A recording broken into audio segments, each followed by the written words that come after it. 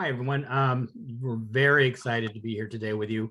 I'm sure the very large number of people who registered for this are that has nothing to do with any anxiety you're feeling around your 3-year plan, and only because you love spending so much time with us. But I'm the area director of post-secondary education and workforce development at WestEd. We are really excited that you are also interested in coming today. You are not obviously going to hear the words 3-year plan used correctly in a sentence, only today. This is going to be part of a continuing body of work. All of the contractors in the working with CAEP, that includes WestEd, CASAS, and the Sacramento County Office of Education, TAP, are planning a whole series of professional development around your planning process and a whole kind of support structure for next year as you go through the planning process.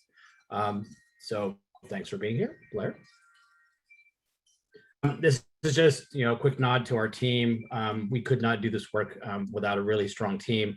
Blair Wilson-Toso, our Senior Program Manager, Adult Education and Workforce Development.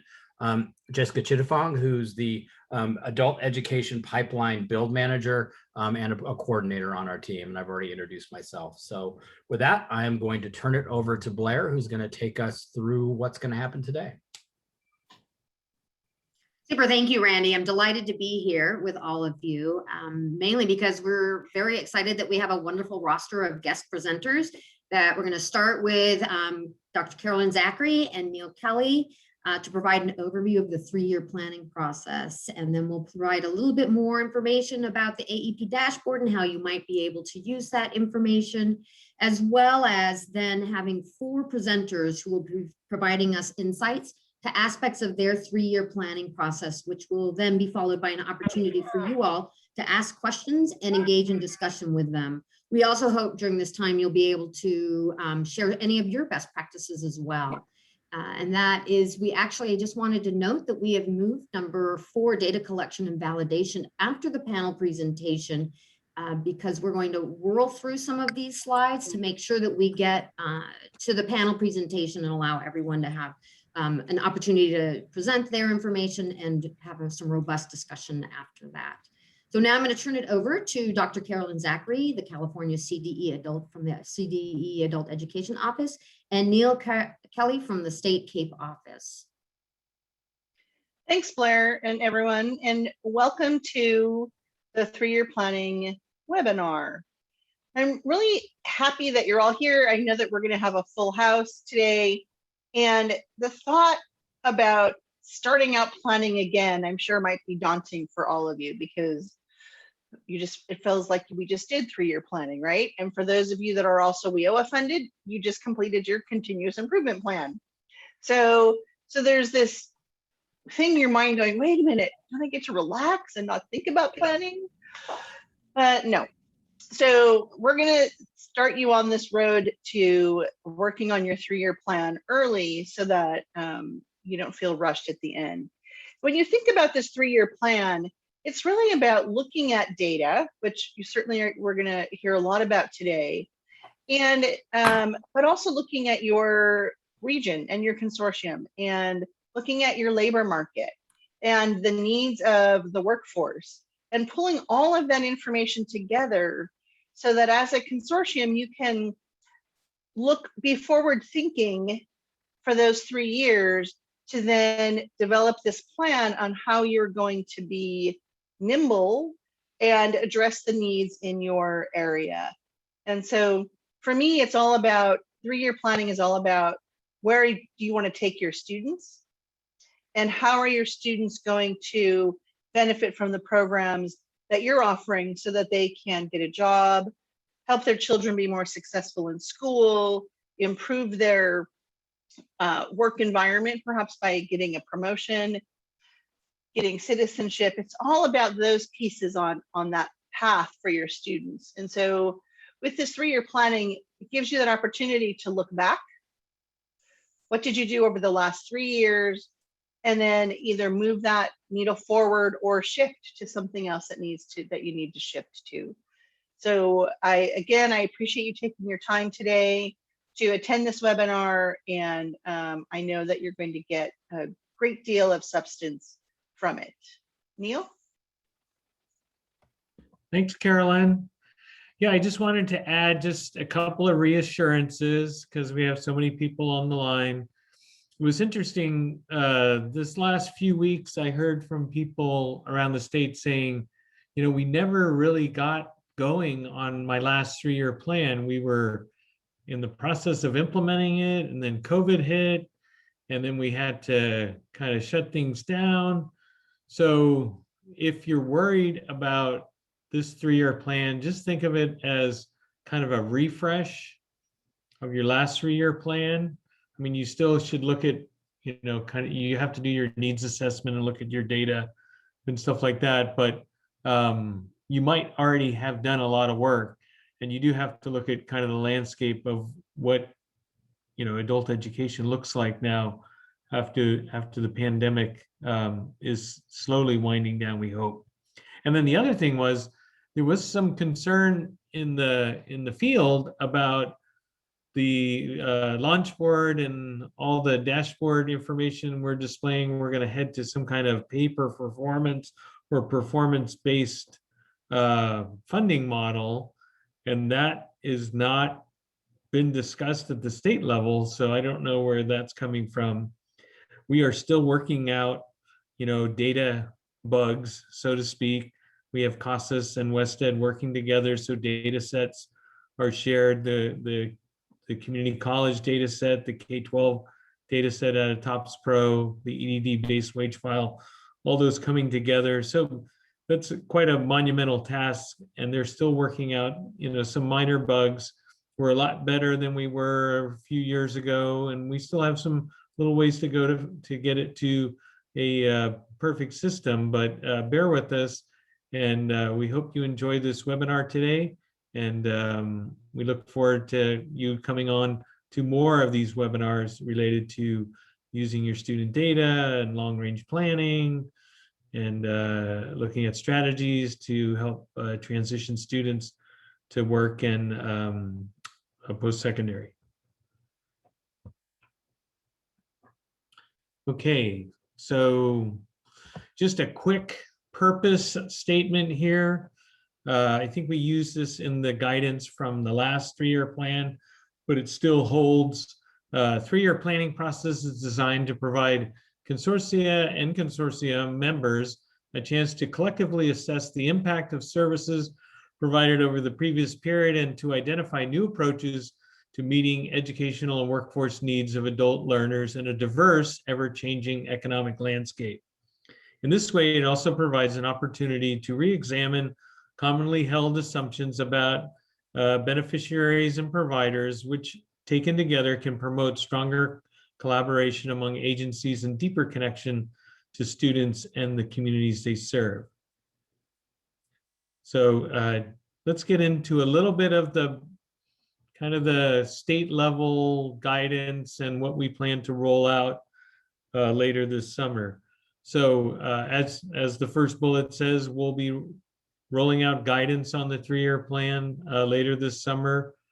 We'll be having webinars addressing, the template, the guidance, what's going to be required, what tools, what resources, and we'll have additional webinars, how to evaluate, how to create actionable steps, all that stuff. And you have over a year to submit your plan. It'll be due in June, probably mid-June of 2022.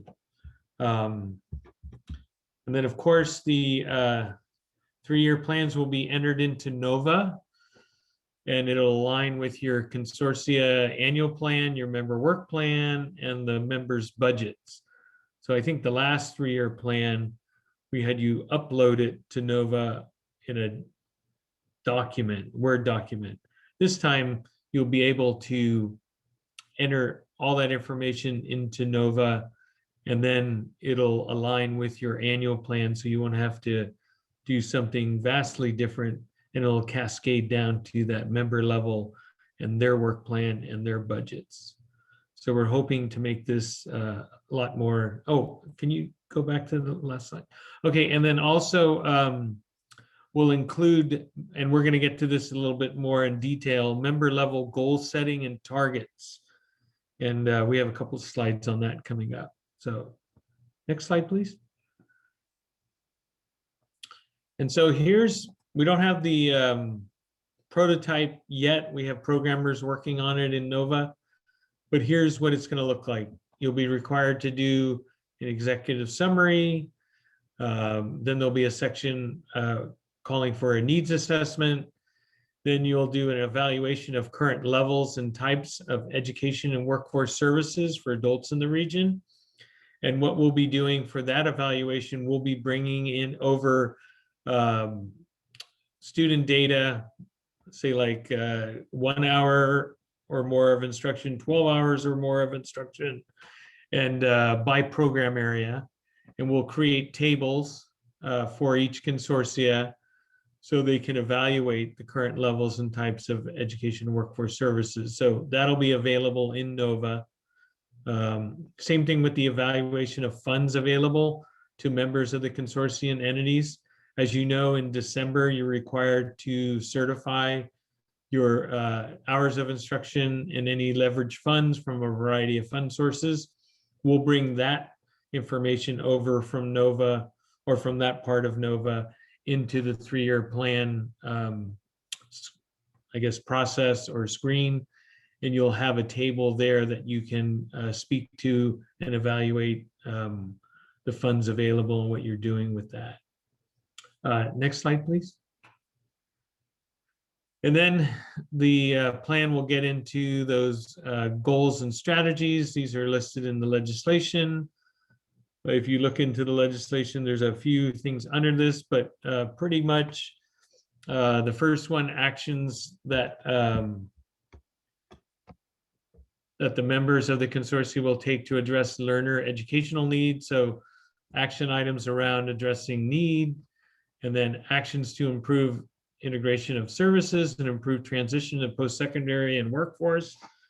And so I think there's a subcategory in that you'll see in the guidance that talks about, placement into jobs, any kind of strategies you're using to improve those transitions. And we know lots of strategies that we're using. And so we'll probably reference those in the guidance as a helpful hint.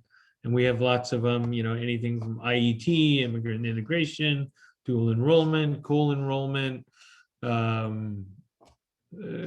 credit for prior learning, competency-based education, you name it. There's tons of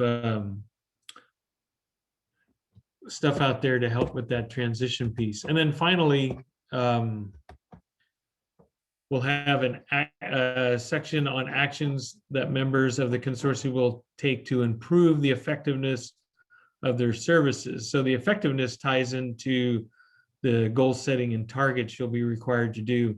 And so you'll be able to list actions around that goal setting that you went through and what targets that you've chosen for your consortia and for your member districts. And then if you look on the left side of the screen, this is kind of a snapshot of kind of what the prototype looks like. You can see this is where the action or objectives and outcomes are listed. And we'll get into this in a little bit. Next slide, please.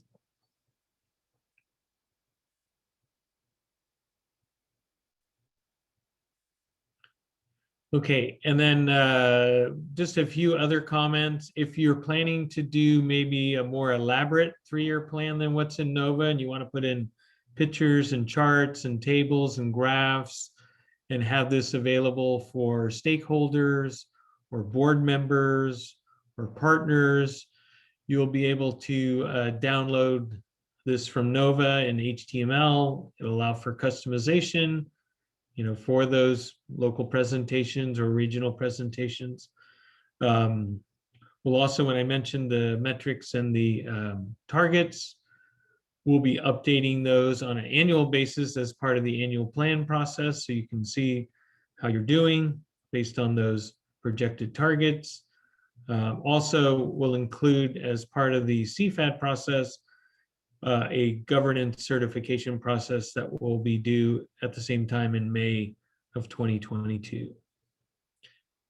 And then I think we're going to get into kind of what we talked about, metrics and targets.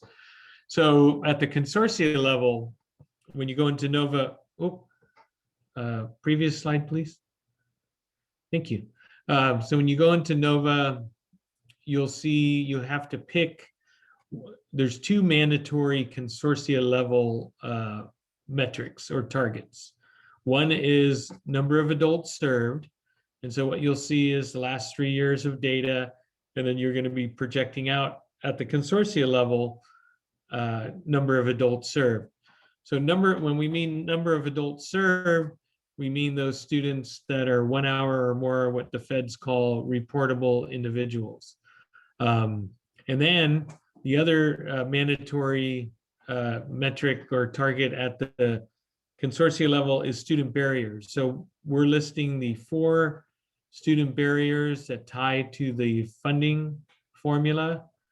And so if you look at English language barrier, that equates to what we call in the formula, ESL, English not spoken well at home, or low literacy equates to low literacy in the funding formula. Low income, same thing. Long-term unemployed is unemployed in the funding formula.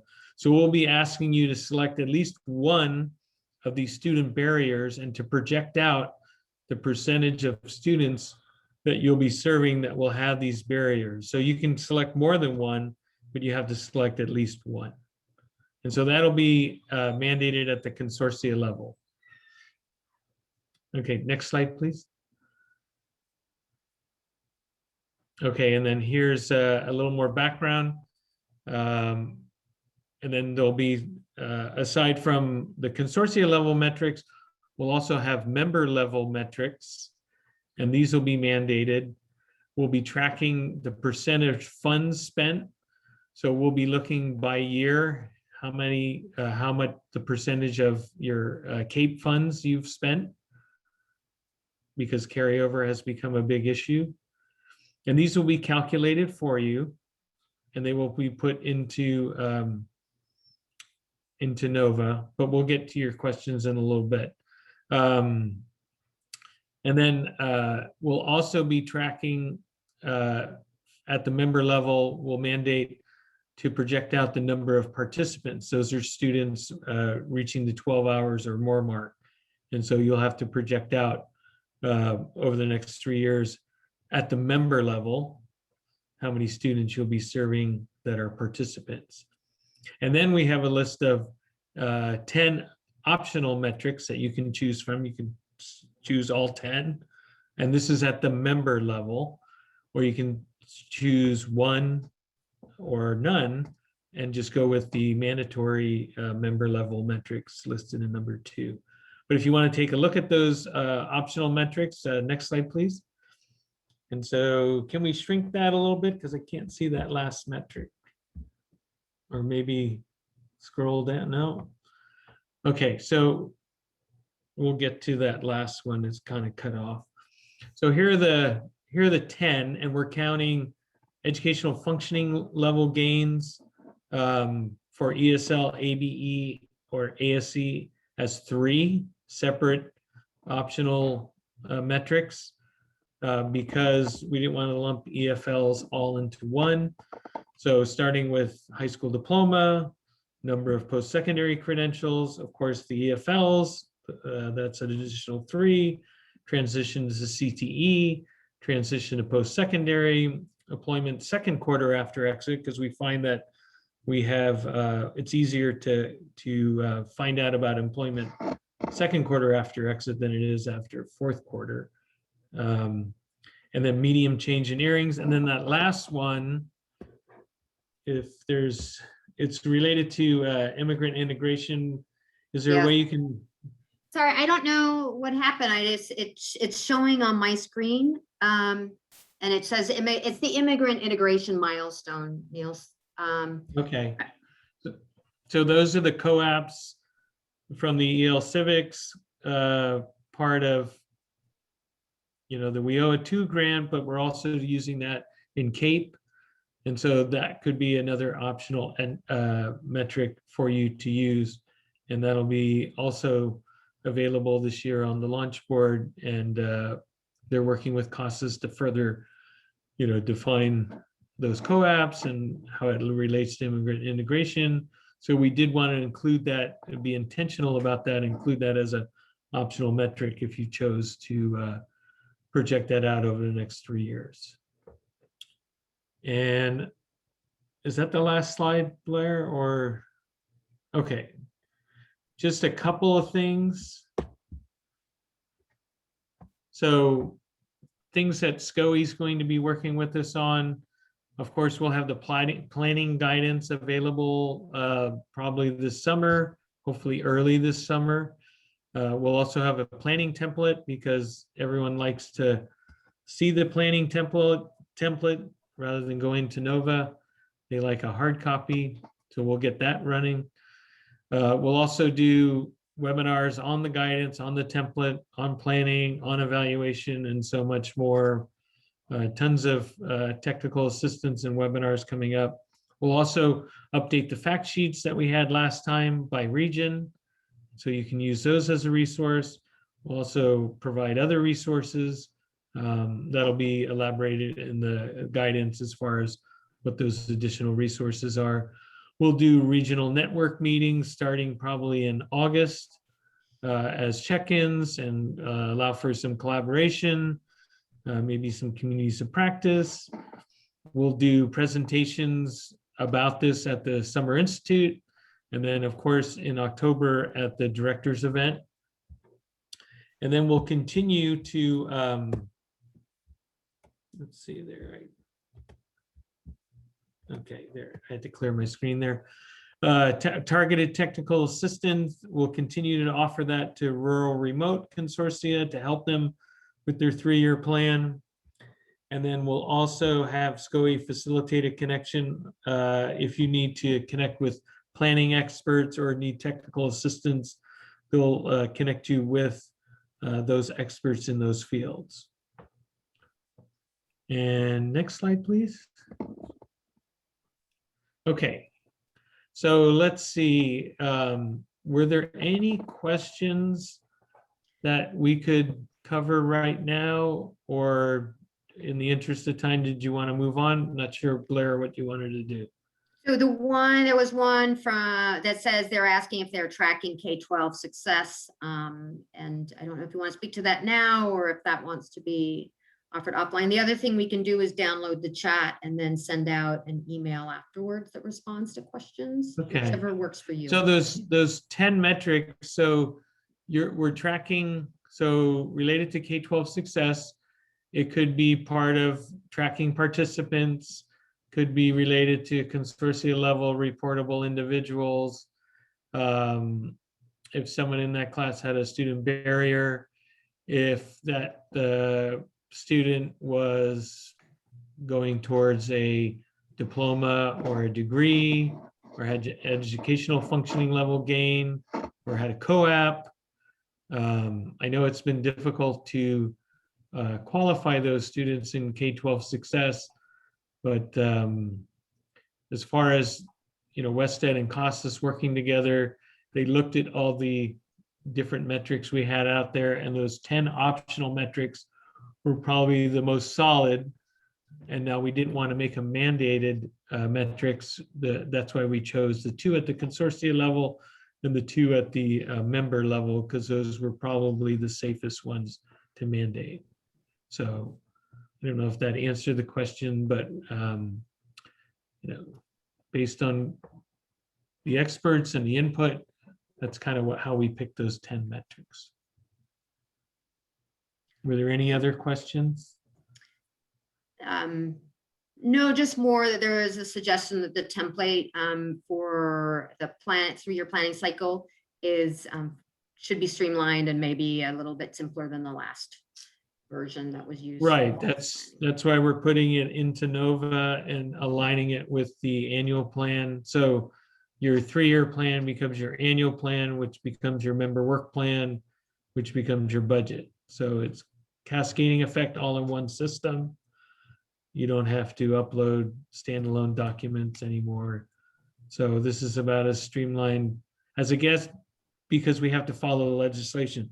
So all those items that I listed, those are in legislation, they're codified in Ed Code. So we have to follow them. And so this is probably the easiest way to answer the questions that the legislature wants us to do with the money they give us. So it is pretty much streamlined, given the parameters set up by the legislature. Super, thanks. There are a couple other questions. If we can, what about the other literacy gains like workforce prep? And is there a set date the template will be released? So we're hoping the template will be released probably early next month.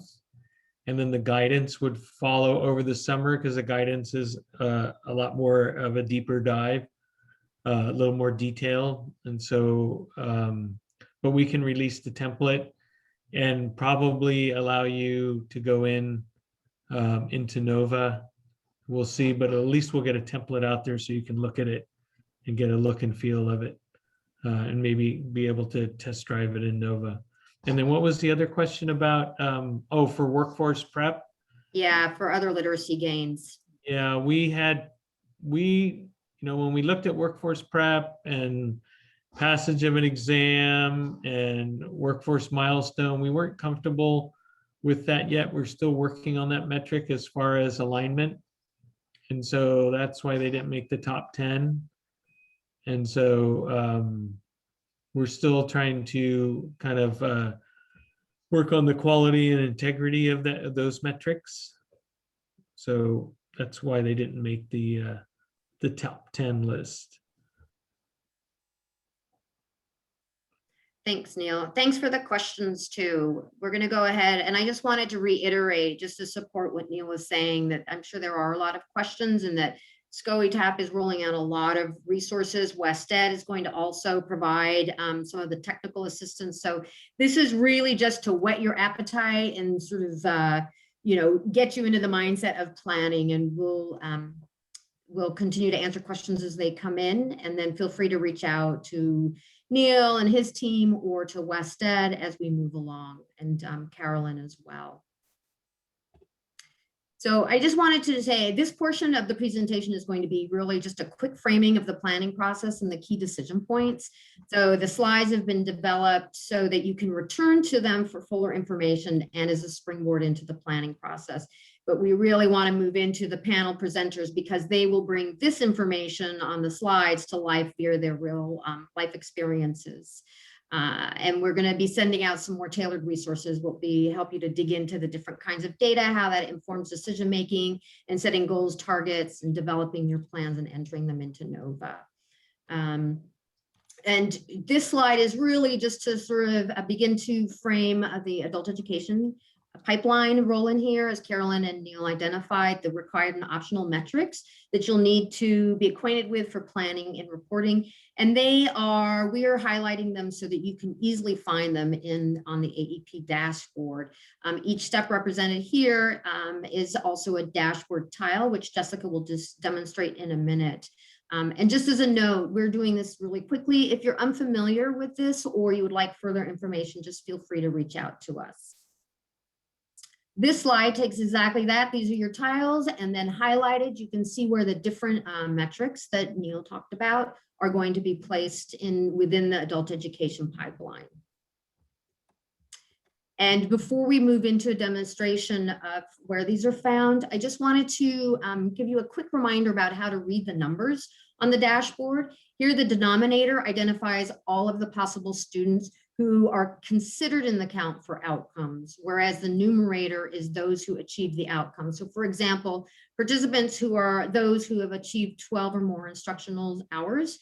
So the denominator for this would be, or here on the example on the slide is the participants, and then whether they're enrolled in ESL, ABE, or ASC programs. Whereas the numerator will only take those who have actually completed the EFL level by pretest versus the post-test or course progression in the same area, which are the definitions of how you meet that criteria. So basically it's just like a fraction, and we wanted to make sure that you also knew that the denominator changes based on the criteria of the metric.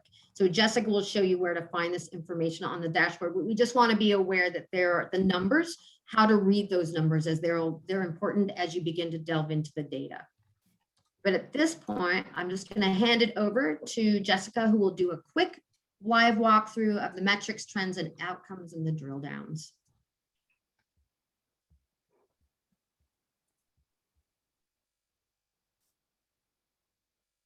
Thank you, Blair. Let me take over. You can access the site by going to this link that I've just added to the chat. You can also just Google Launch Board Adult Education Pipeline if you're unfamiliar with how to get to this pipeline.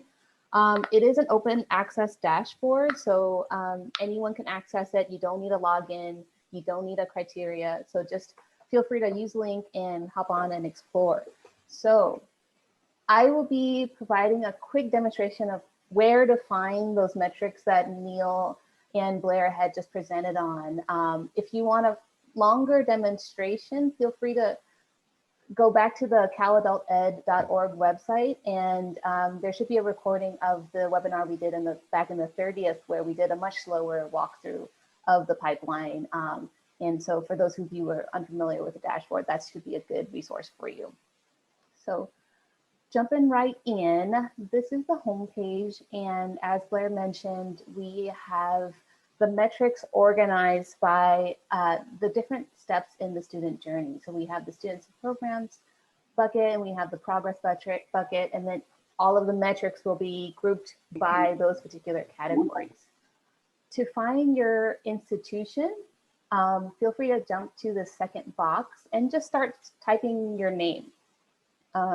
It could be just start typing, and the list underneath will update automatically. You can do the same for your consortia. If you click consortia and start typing, your consortia name should slowly populate here. I'm going to stick with the statewide view for now. And anytime you make a selection, feel free, please remember to click view, because that's going to update the data that's populated underneath here. A quick note for folks, just because it's useful to remind everyone, is that we do have something called lagging indicators on the adult education pipeline. So for transition and employment and earnings metrics, we don't have data for the most recent year, because we either give the student an extra year to meet that outcome, meaning we wait for them, we wait a year to see if they fully transitioned, and we also wait a year to see if they end up in the employment and workforce cohort. So that's why these tiles say select an earlier year. And if I go back a year, the data will update, and it'll show you some, it'll show you the updated charts here. All right, so for the first metric that is mandatory for consortium, we have the reportable individuals, or the adult service metrics. This is a good place to remind everyone that there's a couple of different ways to access the different levels of data on the adult education pipeline. You can go to the AEP scorecard, which is what I've dubbed the executive summary of the adult education pipeline. It actually holds a lot of important metrics that have been identified by the state. Most of the metrics that we talk about and that have been identified to be included in NOVA will be on this page, but not all of them. So on this page, you can get a quick list of the metric and then the number associated with it. By clicking the name, it actually expands and shows you a time trend view of that particular metric. On the scorecard, you can also drill down all of the charts by demographics. So you can look at gender, race, ethnicity, and age group. By clicking one of these, it'll display a bar chart that displays the counts for that selected year for the different subgroups in that drill down. If I go back home, I can also find the reportable individuals or adult service metrics in the students and programs tile. When I click here, it'll take me to something called the summary page. And this page is just an infographic of some key metrics that we've selected. This is for people who don't really want to engage with the metrics themselves, but just want a quick bird's eye view of what's going on. But I want to focus really on this detailed data page. So the detailed data page is actually where you'll find all of the data metrics that we have available for the adult education pipeline. They're grouped on the left-hand side, and you can actually extend and figure out which metrics are where. If I click on enrollment, that's where you'll find the total reportable individuals or adult serves chart. Here, you'll again see the time trend view, and you'll see the demographic breakdown drill downs, but you'll also see the student type drill down, which is only accessible on the detailed data view. Underneath will also be a data table that shows accounts for the selected years. If I make a selection on the drill downs, the data table will update with those particular data. Also on this page is where you'll find the barriers to employment metrics. So we have the barriers to employment for if ever flagged, and that's where you'll see the English as a language learner. You'll see the low income and the low literacy rate.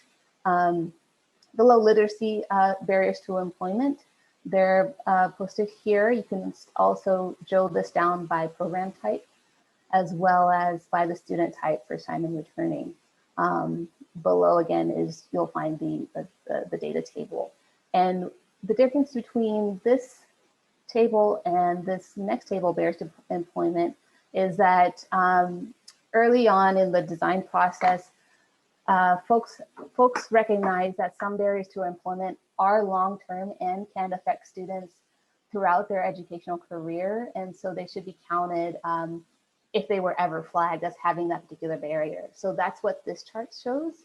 The second chart, the flagged in the selected year, are for those barriers that may change or are temporary. And so they are counted, they are recounted each year for this particular metric. And that's where you'll find the long-term unemployed barriers to employment. Since we're here, we want to stay in the detailed data pages, but we might want to jump to the next page, which is the next student journey bucket. So I can quickly do that by clicking this arrow to the right, and it'll take me to the progress page. And this is where you'll find the next two metrics that will be on the NOVA. These are, I think, part of the optional metrics list. So you'll see here the completed one or more educational functioning levels, as well as the immigrant integration milestone. And you'll see here, there's a big jump because the COAPs for the I3 report were first introduced in 1920. And so that's when we included the data, and that's why there's a big jump here. If I go back to the educational function levels, you'll see now that I have 3 possible ways to drill down this data set. I can look at demographics, I can look at program type, as well as student type. Now these 3 all play together. So if I click gender and I click ESL, this will give me a count of gender by program of those who met those who gained one or more educational functioning levels. So please play around with this, particularly if you're planning and looking into equity issues. This is a great tool, it's available to you on the detailed data page. If I jump to the next page, it'll take me to transitions. And that's the next couple of optional metrics that'll show up is the transition to CTE and transition to credit college courses.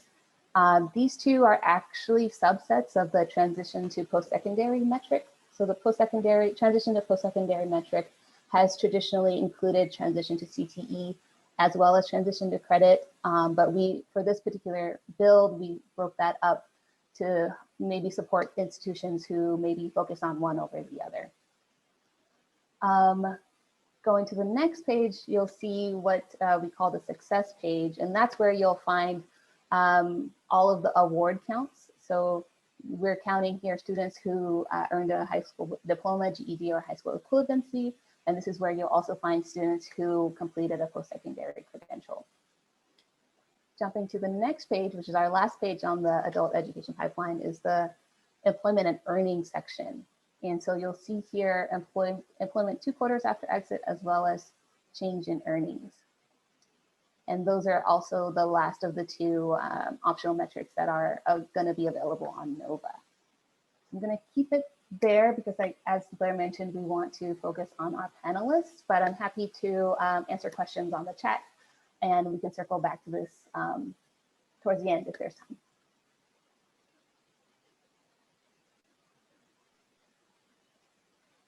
Jessica, sorry, I missed something. Someone was asking, there are 2 questions that definitely need to be asked, or one that he wants to know how colleges are recording reportable individual. And then there was also one from John about showing you the technical definition link from the data set page. Yes, so let me see. So reportable individuals for the college side, there's a couple criteria that we count. So the first criteria is whether or not they had one non-credit enrollment and 1 hour of positive attendance. So that's one criteria. The other criteria is whether or not they received a non-credit student service. And we look at both criteria and count students from there for the college side. What was the second question, Blair? It was about looking at where the technical, sorry, it's way up there from John. Was asking about the technical definition from the page. And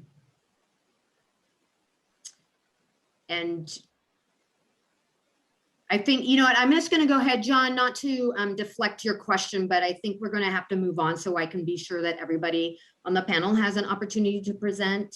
Maybe Jessica, if you can scroll through the chat, there are a couple of questions that still remain. Okay, I will do that.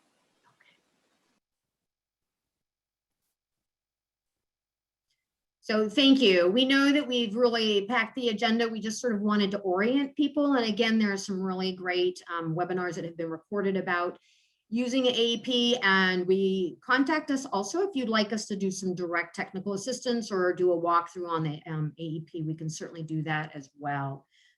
So we just want to really make sure that we have the chance to get to talk to the people who are really the ones who are in the field and who you all will relate to the most as far as what planning process looks through.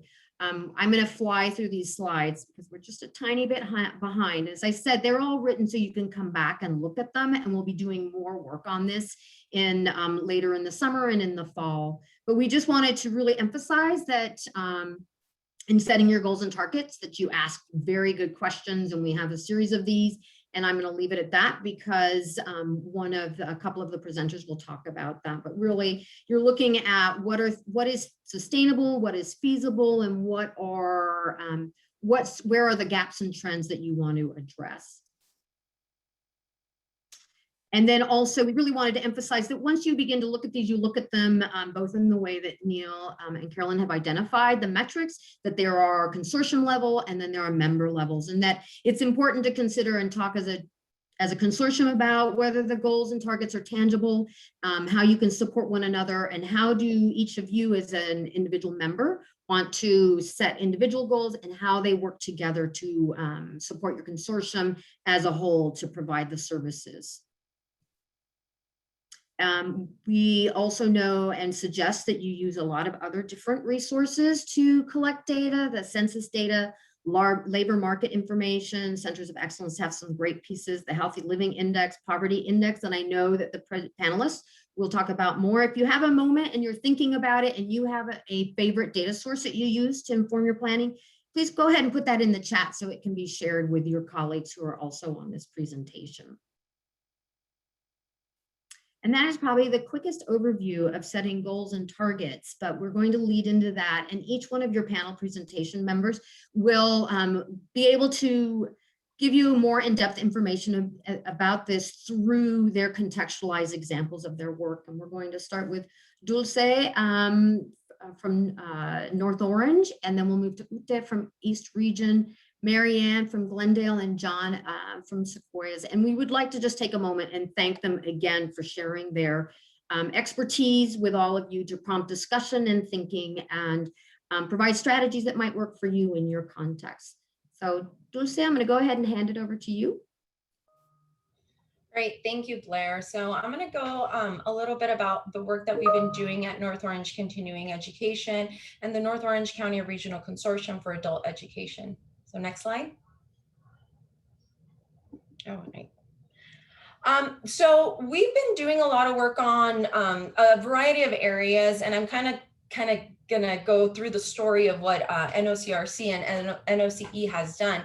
But really, we started this work a couple years ago, really trying to understand what is our local data, what does it look like, right? Our consortium data at a local level, what does it look like within our community level, so that census data, and what does it look like within our institutions and within our systems that we are collecting this data in, and does all that data live in the systems that we need it to live in, right?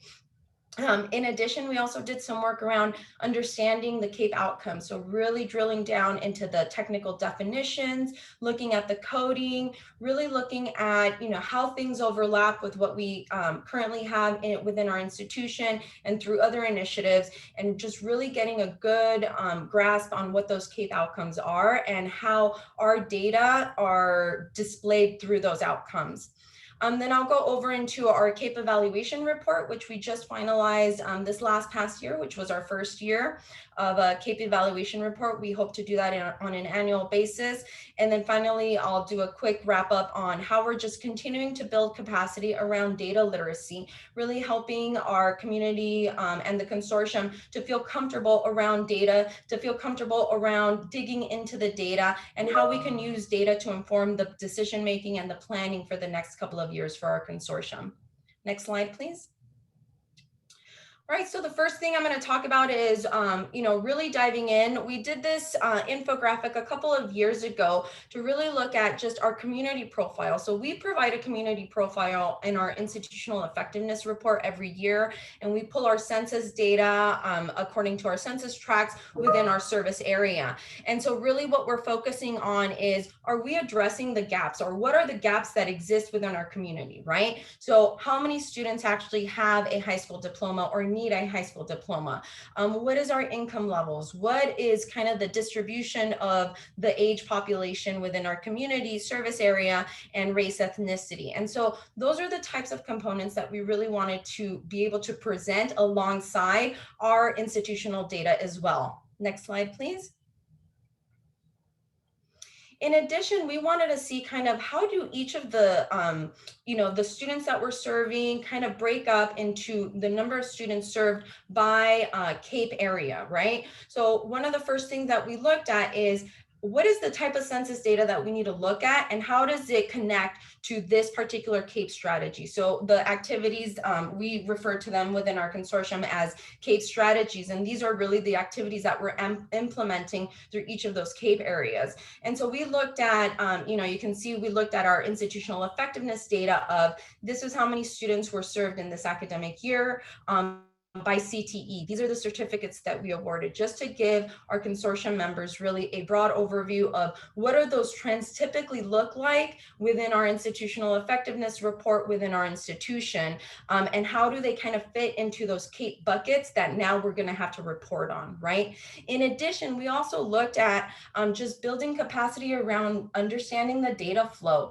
So you can see in the middle of that second data, or the infographic, that middle box, that was something that was provided to us. I think it was from Neil, actually, and to really understand, where are all these data sources that are coming from? What is the data flow? Where does it live within our consortium? What do we need to input into these data systems in order to really get, again, a better understanding of how is this data going to be, as we enter the data into the systems, how is it going to shoot out on the other end in the launch board, right? And really just already at that bottom piece, setting those expectations around these data trainings and alignment with CAEP goals. Next slide. So again, now that we kind of have a big picture of our community data, we have a picture of our just overall institutional data, now we have to get a better understanding of what are these CAEP outcomes. So again, this is a visualization that our team produced in terms of just breaking down those CAEP outcomes. And this has served as a really good just training tool. We even include this, I believe, in our onboarding packet for the consortium, just to give members a sense of this is exactly what this metric holds.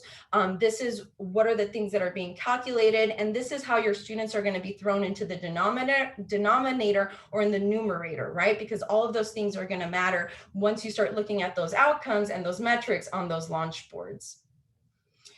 Next slide. All right, and then we also wanted to kind of see, what does this look like? What does CAEP in our overall institution look like, right? So last year in our institutional effectiveness report, we actually included statewide initiative metrics in our IER, and we revised our institutional effectiveness process for it to actually have a component of initiative planning around our process, right? So we wanted to see, okay, when we look at our local metrics as an institution for institutional effectiveness, how are we defining students served? And how does that compare when we're looking at these metrics for strong workforce program? How does that compare when we're looking at metrics for adult ed? And how does that compare when we're looking at student success metrics? So that we can, again, have an understanding of where are some overlap on these metrics and the students, right? Do students fall into all three of these buckets? Maybe we're capturing students in one initiative and not another initiative, and what is the reason, right? And how are we facilitating those conversations within our consortium and with our partners in terms of maximizing the students that we're reporting. Next slide, please. So that took us to our annual CAEP evaluation report. So this was something that we produced in October of 2020, and we were really focusing on these three key evaluation questions. So what types of instructional and supportive services are being provided to our students through the consortium? What data elements is the consortium capturing through the implementation of these strategies that are being funded? So please note that when we produced this evaluation report, it wasn't the whole universe of NOCE, right? It was, and NOCRC. It was really focused on how are we spending our money, and what are the activities that we are spending on, and how many participants, how many students, how many outcomes are being produced with those activities and strategies that we are implementing with our CAEP funding. So it was very much a narrowed scope tied to how is the money being spent within our consortium, and what are the outcomes that are related to the money that is being spent.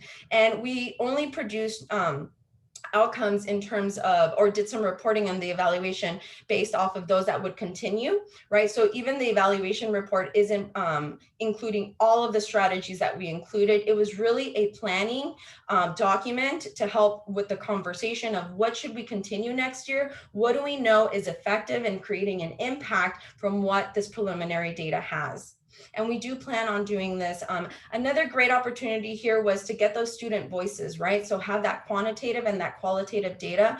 So we know what the numbers are, but what are students' experiences? So being able to incorporate that into a document like this was really helpful in facilitating the conversation. Next slide.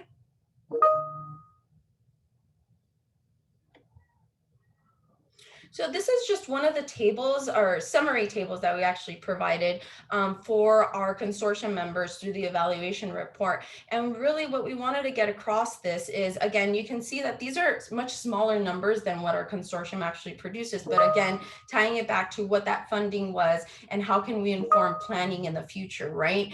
And so, for example, as you can see, for our students served by basic skills for that 1920 academic year, we served through the funded activities 218 students. But if you go down to under the head count of students enrolled in basic skills and CTE, you can see that of those basic skills students, 13% enrolled in CTE.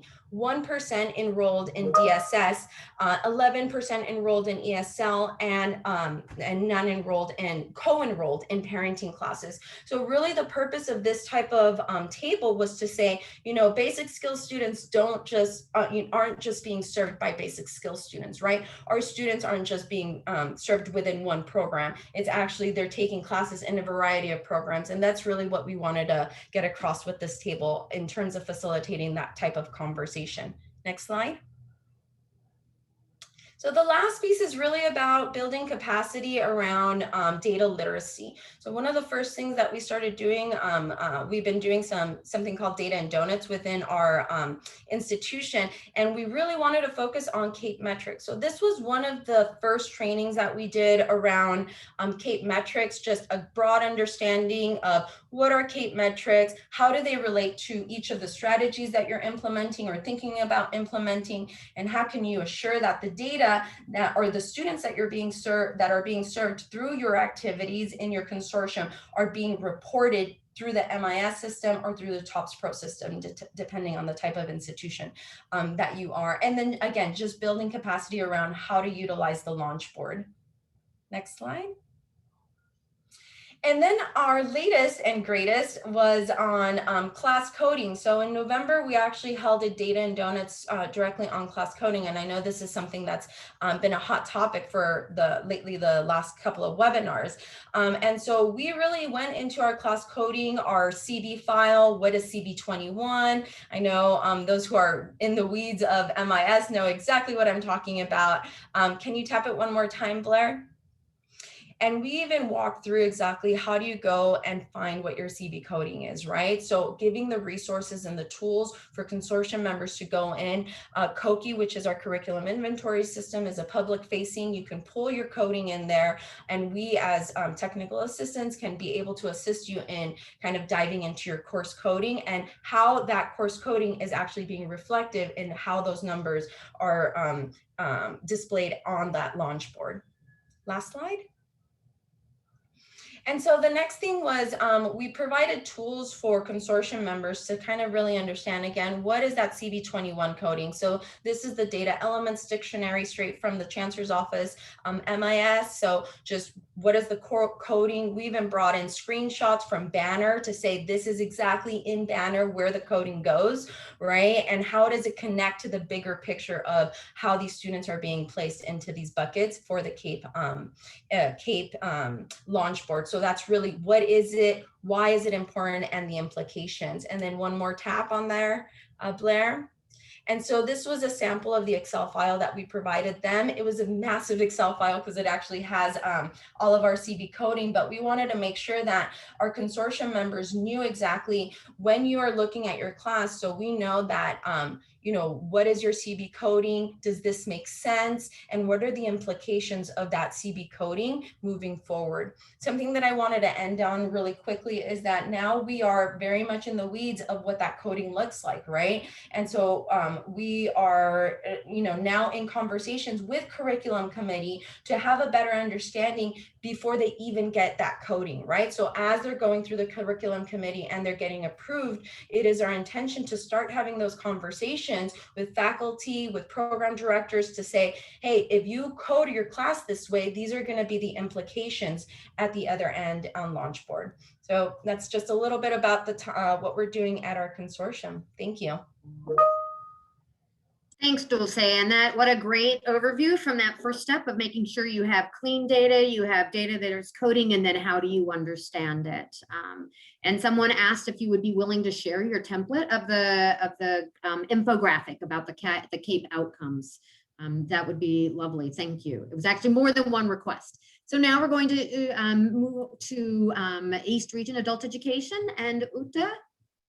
Yeah, I wanted to pick up there. We stepped into the weeds of our 3-year planning process with a summit a month ago. And at that summit, we wanted to take next steps toward thinking system-wide. As Neil mentioned earlier, right? How can we align metrics across systems becomes more and more important. So for our region, that matters quite a bit. We cover a large geographic area, but are only 3 members in our consortium, and 1 member actually serves about 96% 7% of our programs and students. Next slide. So we wanted to use, pick up the pipeline, the adult education pipeline, and use it as a tool for starting to build a collective impact ecosystem, and use that the data provided, the visualization provided, the summaries provided, to establish a common framework of reference. This framework of reference has to be one for us that brings community college partners on board, that brings our San Diego workforce partnership on board, to create that ecosystem in which our consortium plays a significant role, but not the only. So the pipeline is actually the tool we are using to share agreed upon metrics, to share a common language, to build out that language that will then allow us to explore structural issues together. We started this conversation with actually reviewing where are we at and what is it that we're talking about. Next slide. And that led to a review of and agreement on a student success metrics that we decided to align with the Guided Pathways initiative, in which we found the most productive way to move forward in our communication, which then leads to coordination and collaboration. As you can see, and you're probably all familiar with these pillars of the Guided Pathways initiative, we aligned it there with the connections, entry, progress, and transitions, and agreed as an ecosystem that we want to build together. These are the metrics we want to focus on. So we have now a tool, if you will, and guidelines for coming together on a regular basis to look at data points and decide on next steps together. There was one key issue for us, and it came up earlier already a little bit. We needed to articulate good questions. Next slide. So for each of these metrics, we designed guiding questions. There on this slide, you see the guiding questions for connections and for entry. These guiding questions are now shared across partners. So I can turn to, for example, our regional career center, and we can use the same types of question to dive deeper into data. For us, this is incredibly important because we are just this very small consortium and have other career training providers who play a significant role in our areas. Next slide. We developed the same guiding questions for our progress and for our completion and transition reports that help us to define next steps in our planning process. The tool, the visualization that the pipeline provides is turning out to be very helpful because it allows us to share out using one voice what we want to measure.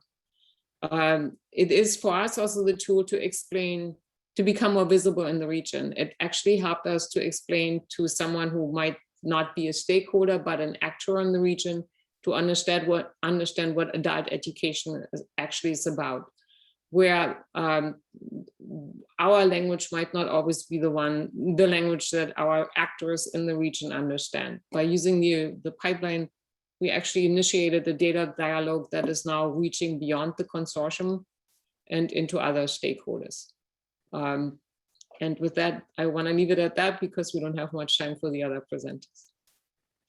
Thank you, Uta. See, there's thought to this where we were talking about the data, and now we've moved into the guiding questions. I appreciate you giving that context. And now we're going to move on to Marianne. Thank you. And we can just go ahead and go into the next slide. Just a little bit about our consortium. There's 3 members to our consortium, and Glendale Community College is our adult education provider and is also our administrative entity. We also include the Verdugo Workforce Development Board as a member, as well as our K-12 school district. Now, my role is a little bit unique in that I am the Glendale Learns coordinator, but I'm also staff to the Workforce Board. So throughout the years that we've been partnering in this way, we've really tried to capitalize on having this integrated partnership, and we are working to integrate the workforce and education system. And one area where we have learned that it is an advantage is in planning, because on the workforce board side, I am responsible for developing the 4-year local workforce development plan and contributing to the development of the regional plan for the Los Angeles Basin. And then on the CAEP side, I'm responsible for writing the 3-year plan and the annual plans. Now, of course, I'm saying that I'm writing these plans. However, as you all know, it takes a lot of input, a lot of data and information, and a lot of input from partners in order to write those plans. So I kind of see myself as the journalist that kind of puts the story together.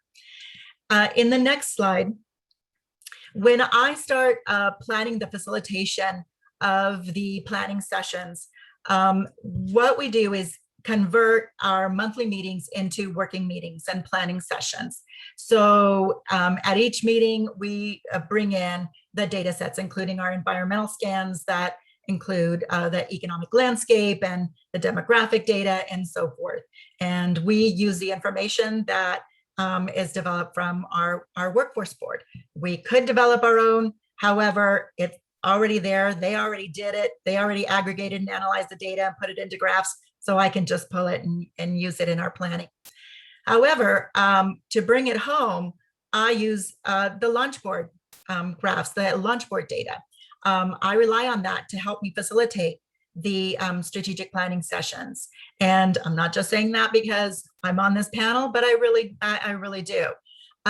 What I do is when I'm coordinating and planning my session is I go through the Launchboard data and look at all of the graphs. And then I go in and pull the ones that I want to use for facilitation to generate input, as well as identify specific issues.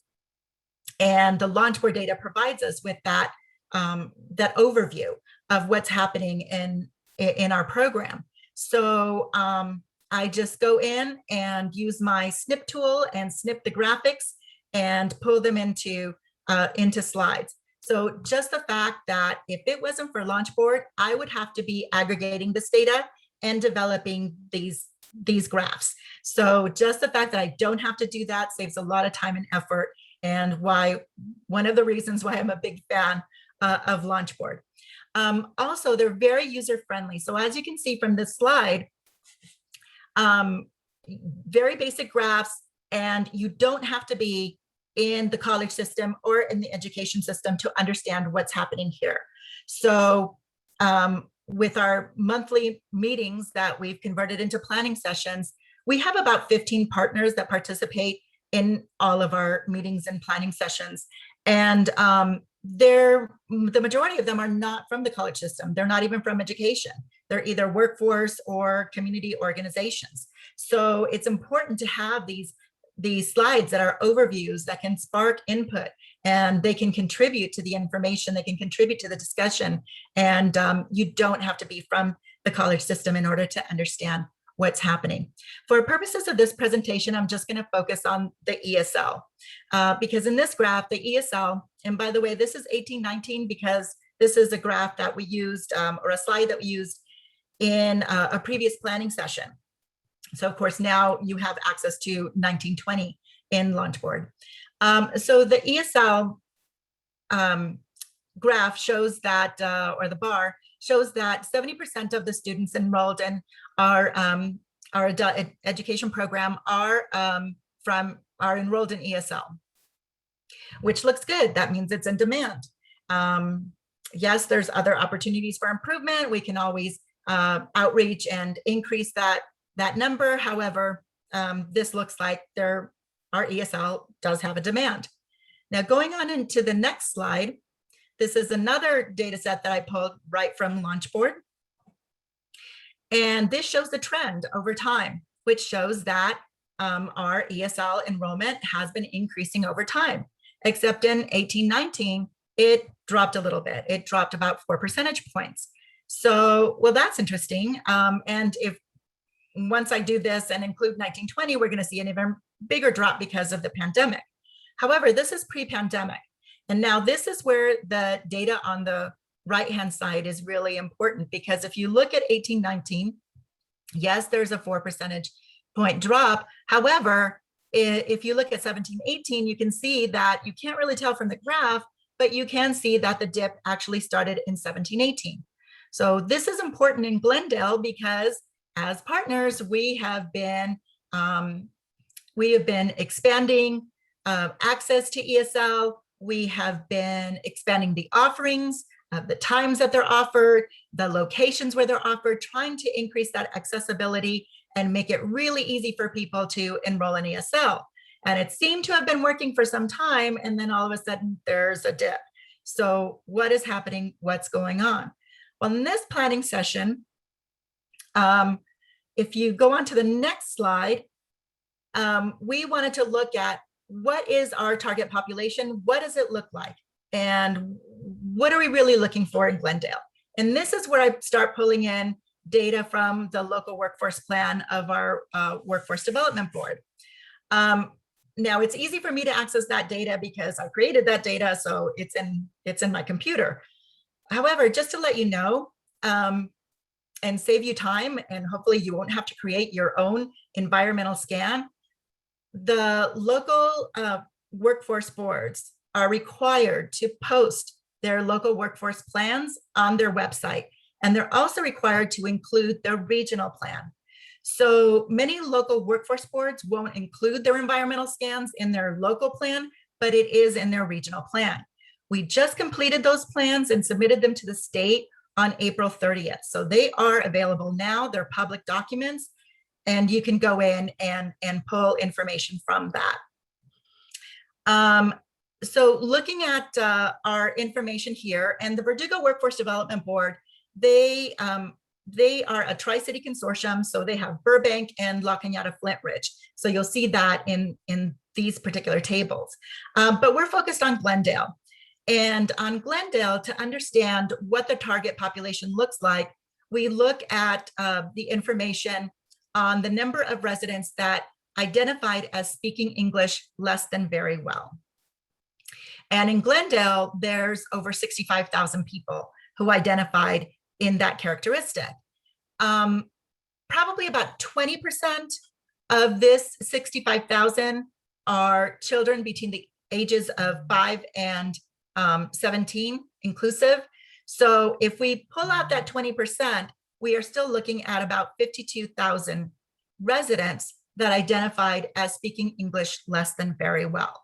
So that's still a pretty good size population that we can target in order to recruit and enroll in our programs. We use other data sets to also get a picture and kind of paint the profile of our target population. And so one of the data sets we used was poverty level. And this is characteristics of people who speak a language other than English at home. And what we find is that our English language learner population, a significant portion of them are at or below the poverty level. So this is definitely evidence of a link between English language learners and low income. So when we're looking at barriers, we're not just looking at the English language as a barrier, but low income. And when we pull in our education levels, we'll find that there's also a link that between English language learners and the population that has less than 9th grade education as well. So literacy, low levels of education, also barriers. Okay, so now that we have a little bit of a profile of our target population, we want to look at, okay, how are we going to address these needs, and how are we going to translate this into strategic goals and objectives or activities? And so on the next slide, I'm just giving you an example of how these in particular were addressed in our logic model, taking our activities. So first of all, we thought, okay, these are low income individuals. We want to help them develop the technical skills that they need in order to create the opportunities for them to earn higher salaries and hopefully start them on the path to break that cycle of poverty. So we want to focus on career pathways specifically for our priority populations. English language learners is one of them, as well as individuals with disabilities, in particular those with intellectual disabilities and developmental disabilities. So that is one of our activities. Looking down at the 2.6, we also have where we want to integrate ESL and basic ed into our career pathways in order to bridge that gap. So they're learning that technical skill at the same time that we're addressing the ESL and literacy gap. And then in order to motivate them, in order to help motivate, to recruit them and enroll them, we want to tie them to workforce, and we want to tie them to paid work-based learning. That's on-the-job training and work experience, which could be paid internships and paid externships. And we use our workforce board to help us with that. So those are the activities that were in our plan, and now translating that into a program. In the next slide, you'll see an example of one of our programs that we developed, which is our medical assistant program. It has a dual credential in administrative medical assistant and clinical medical assistant. We incorporated the vocational ESL so that we could target English language learners for this particular program. And then we work with the workforce board to offer the work-based learning. And this is paid work-based learning. So they're using their connections with employers to create the opportunities for internships and externships. And they also run the payroll. And we're able to co-enroll with WIOA 1 from this program so they can access those services. And then our workforce board also provides case management and job development, as well as the supportive services, which were absolutely critical during this pandemic. Many of our students were able to access just assistance with living expenses. Some of them were able to get reimbursements for their rent, their mortgage, even health insurance premiums. So with that co-enrollment came so much benefit to our students, and they were able to stay in the program and complete the program. So that's just a brief walkthrough and one example of how we use Launchboard data, integrating the data from our environmental scan, and then translating it to goals and objectives and into program. So at this point, I think that's it for me. At this point, let me go ahead and turn it over to John. Thanks, Marianne, for demonstrating how the data informs decisions and setting targets. And yes, John is going to put a bow on this. And I just want to say that, you know, we're right up against our deadline. I think we'll be able to keep the line open, so we'll make sure we have time for discussion, but we also understand that people may need to get off at 2:30. Thank you for your patience, and thanks, Marianne. John, on to you. Yeah, thank you, Blair. So, you know, I don't have a bunch of slides to show. I think the field here has gotten perfect visuals throughout the panel presentation from Dulce and Uta, and then Marianne here. I think we all want a copy of North Orange's planning document that they use to work with their teams. I'll leave you with a few recommendations here, I think. One is know what the data means, dive deep into those data, the pearls, those data dictionaries, and the adult ed data source that we're looking at earlier does have some technical definition links in it that can help you out with that. And that will help you do, I think I heard Dulce talk about that kind of knowing where the data resides in your system, so you know how you're structuring your strategies to influence that. And that's a pretty important piece. Now that's getting really technical. That's kind of beyond the philosophical questions that you have as a region in planning. That gets down to really that data expert technical hat that you need to wear. And in order to help support you with that, there's a couple places I go. One, I go to my friends. I go to my region's super consortium members, and I work with them. And then I also spend a lot of time working with CAEP and participating in the technical webinars to understand that. So I want to leave that kind of idea. Know what your data means and where it's deriving from. You got to know what that denominator is and what that numerator is, and know the story behind it. Otherwise, you just got a lot of good, you know, charts and graphs. And there are resources out there to help you with that. If you haven't started planning on your 3-year plan yet, I'll be honest, we haven't like formally waved our start of the race flag here in my consortium. We have started with a lot of these same activities where we're looking at the online data sets. We're looking at our own local data sets. We're having our own local community meetings and conversations. But if you haven't started that, now is a perfect time to do it. You still have a whole year to get it done. I think it's got a due date we saw earlier of June 2022. So there's lots of good time to get participation from your stakeholders, and make sure you give everyone plenty of time to weigh in, including your local workforce development friends.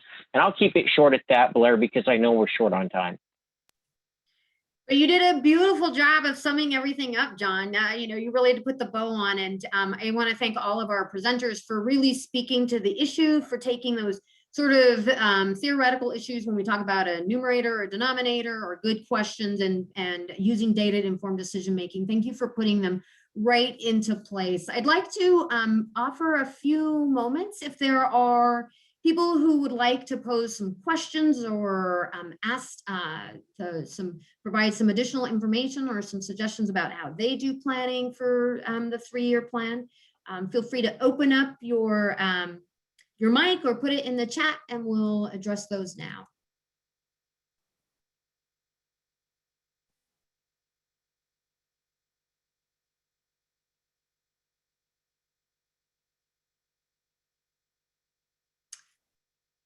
All right, well, looks like all questions were answered, so thank you. But please feel free, Jessica posted in the chat our email that you can reach out to us. And I'm just going to walk through the slides very quickly. What remains, I'm not going to go through them. I just want people to know that they are there. Again, they are reference points, and they support the general ideas under which the panel presenters gave us really excellent concrete examples of how this works. And this is, really talking about reviewing and evaluating your data, that you ensure you have a data collection, entry, and review plan, that you don't just stop once you have the plan, but there's something where you can review and provide your ongoing continuous improvement so that you review your data. But then there's also these different ways that you can check your own data and what's being produced. If you're a community college, your COMIS Data Mart will help you on that. And for institutions reporting into CAPSA's TOPS Pro, you have your CAEP quarterly reports. And then also check your assumptions and your records and your reports to verify your outcomes, right? And then create that plan to rectify issues, revise, and submit data in the timeline that's provided for you. And then tips for good data collection. We really want to ensure that your participants are appear in the data. So a couple of those really key pieces are just entering your 4 key pieces of student information: first name, last name, date of birth, and gender. I can't reiterate that enough. And then there's some other tips about how you ensure that those are correct as well, such as confirming the names across, because we track across institutions to confirm that they are try to confirm that they are using the same name that they used at other schools. We know that each of these are problematic, and you probably already have strategies, but this is really key for getting your students represented in this, the data sets. And then we addressed a little bit of this. I think Dulce really pointed it out about becoming familiar with the metrics and the naming conventions. Jessica posted one of our last webinars about what's coding got to do with it. Check that. We really went into that in some depth. And again, also reach out to us. We provide some very tailored technical assistance to help you navigate some of this work. And so again, just a few more tips that will really help you understand and make sure that your learners and their outcomes are being captured. And we've identified just the ones that seem to appear most persistently in the questions that we receive. And I did not think we're going to do this. Thank you everyone for being concise and presenting the information that we had agreed upon. We do have a few minutes for questions or discussion points that you would like to make. Any unanswered questions that went into the chat that you would like to bring forward?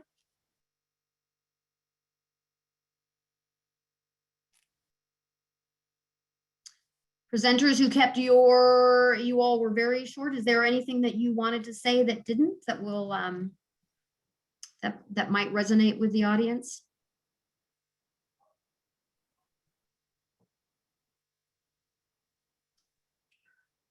Blair, this is Neil. Yes, thank you. I just wanted to add that if anybody had anything, so we're still developing the guidance.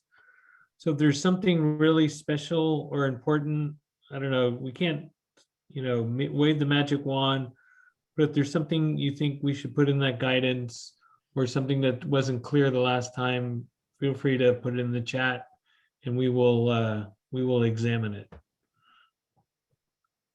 So you're getting a freebie today. Thank you. We're getting some thank yous in the chat. And yes, I think this is a great kickoff to a year of planning ahead of us. And I wanted to reiterate that as Neil laid out, there's a lot more information to come. And just we'll keep you in touch with that. CAEP will be sending out the information there. You're really your conduit to what's upcoming for TA. And then feel free to reach out to the West Ed team if you want some different or additional, more in-depth information. Neil, did you have any last words that you wanted to say to spur people forward? I think Carolyn had to go to another meeting, but from the state's perspective, we want to make this as easy as possible. We're introducing goal setting and targets, something we haven't done. So we want to work with you on that. We don't want to make this sound like punitive or it's going to come back to haunt you. We want you to use this as a tool to get better. And so that whole mantra of continuous improvement will continue to stress that and not make this something that people are afraid of or shying away from. That, it's all about moving forward, improving, your processes and your student delivery systems and stuff like that. So look for a lot more information, webinars, workshops on strategies. Look for communities of practice. Look for a lot of these data dives from CASAS and West Ed. So we look forward to this upcoming year and this new beginning of 3-year planning and goal setting and targets.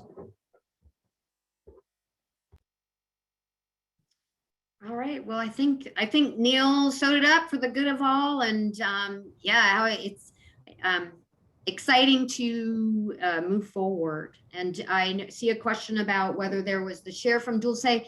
I will see if we can get that sent on, and then we will send it on to CAEP, and they can post it to the website if that's all right.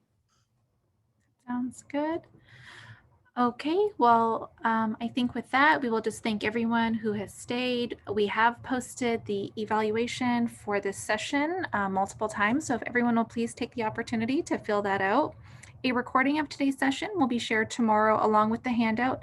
If we have Dulce's handout at that time, we'll go ahead and share that forward as well.